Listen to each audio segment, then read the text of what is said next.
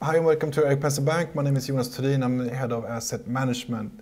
And I will briefly touch upon our house view and how we position ourselves and how we view the markets, because we take a little bit different view on the market. We're not as bearish or worried as a lot of other pundits. We are quite constructive and try to keep a portfolio where we don't get beat up too much on the downside compared to the global index, but definitely keeping a huge potential for upside moves. And I will try to derive why we think that is the most plausible development going forward.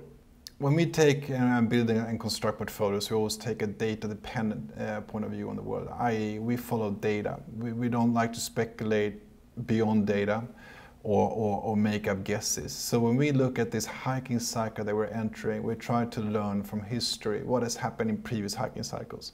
First of all, the current recession risk in the US is 10.3%. It's actually that or lower. It's very hard to derive any kind of indicator that has any kind of statistical significance that indicates a higher probability of recession. That is key going forward.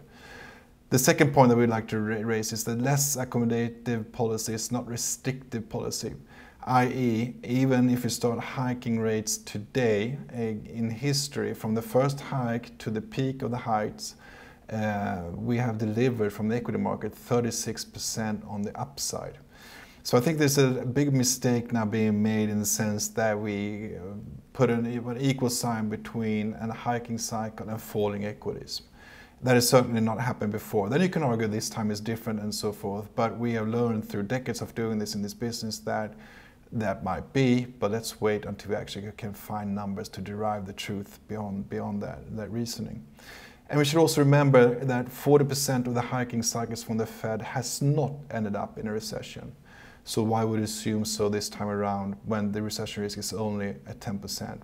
That is a question that we think will leave unanswered, but we keep constructive view until we get more data.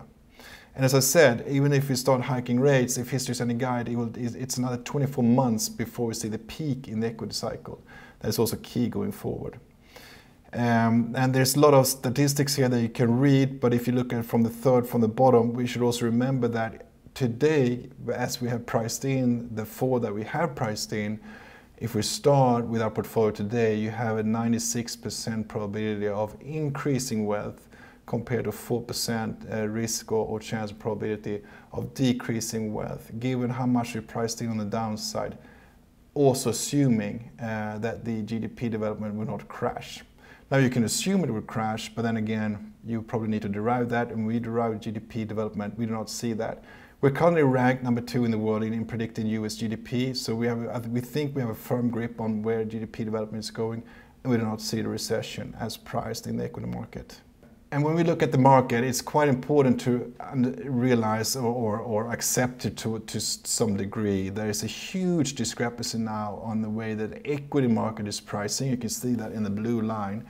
And also if you compare that to how the currency basis market is trading this, or credit derivatives, or credits, or vaults, etc., which you can see is a completely different trajectory. This model was very, very fruitful and very beneficial back in March 24th after the pandemic, because then again we saw a huge spread opening up, and that's actually what led us to time the bottom on the equity market. We're not arguing that we're going to see this tremendous growth right now, but just the fact that we have made an abnormal pricing on the equity market compared to both history but also compared to the other asset classes is quite interesting, intriguing. Why want to keep the upside potential in the portfolios? One aspect that we think is crucial behind all this is the position of gamma in the market. This is a complex area, of course, but looking at how negative gamma has been, i.e. self-fulfilling selling by market makers that are selling options, this could be the 5th time around that we see a screaming buy. I.e. in our indicator, we see that we're going to build up a huge positive gamma in the market. Now this could be wrong, or it could be right. We think that for the 5th time in a row, we're probably more inclined to be right than wrong. So we accept the market, or we expect the market to go from negative gamma to positive gamma, which is a huge upside catalyst for the market. And in fact, on last Friday, we saw how the market positioning was shifted around quite aggressively to support a rising positive gamma in the market, which is another crucial indicator for us going forward. One aspect we think it has been discussed a bit too little in the market, and it's actually driving the market a lot more than CPI, for example, is political risk. We saw this tendency back in November. We will probably put our necks out here to say this might be a lot of confusion in the market, that we put an equal sign between falling equities and inflation. But if that was the case, why has inflation been priced lower since last October? Inflation is more or less dealt with in the sense of the market, in terms of how much we're pricing in and the development on the pricing in the market in terms of for inflation, both in terms of inflation swaps and commodities, etc., and break-evens naturally. But it's also quite interesting to see that the actual statistical explanatory factors in terms of R2s or whatever is between political risk and the equity market. We saw this political risk worsening, and now we see it actually easing up a bit. We think this is hugely important, and it coincides, of course, with development we see in gamma. This could be an interesting catalyst on the upside.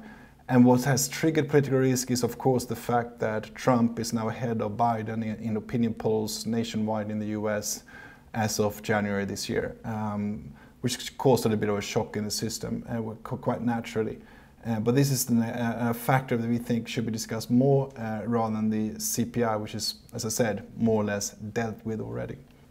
Beyond gamma and political risk and everything, and I already mentioned the business cycle, which is quite important. Another crucial part is, of course, profits. And here you can see EPSs, and I want to highlight the first to the right. The dark blue is the EPS trajectory in the market today, and the light blue is what it looked like back in December. So in January, when we price in quite a dramatic fall in terms of the business cycle, this would imply that ISM should fall back to between 50 and 52.5. It will not fall back that far by any means. At the same time, we rise up our EPSs. We think this is I was about to say almost beautiful, but it's a really interesting opportunity in the market to try to find the value gaps on the upside rather than being too concerned about the downside. Because it's quite interesting that we revise up our EPS forecasts at the same time that we push down the equity market, which is why we think this has nothing to do in terms of future profits or business cycle. This is more an effect of political risk and gamma positioning, etc. And also remember, we're in a blackout period in terms of buybacks. So it's a little bit of an interesting period that we're going through in this reporting season, and we like to keep the constructiveness in the portfolios. And key behind my reasoning and in terms of how the equity market has behaved versus the business cycle is this graph. Now, historically, and I just brought history since the 1970s, we have seen the central bank hiking, the Fed has been hiking, and sometimes with no effect on the recession probability, that is, or sometimes you actually create a recessionary environment. This time period is about 3 years. Sometimes it's about 2 years. And during this period, when your hiking rates, as I mentioned before, equity market has been going up by 36% until you reach the break point.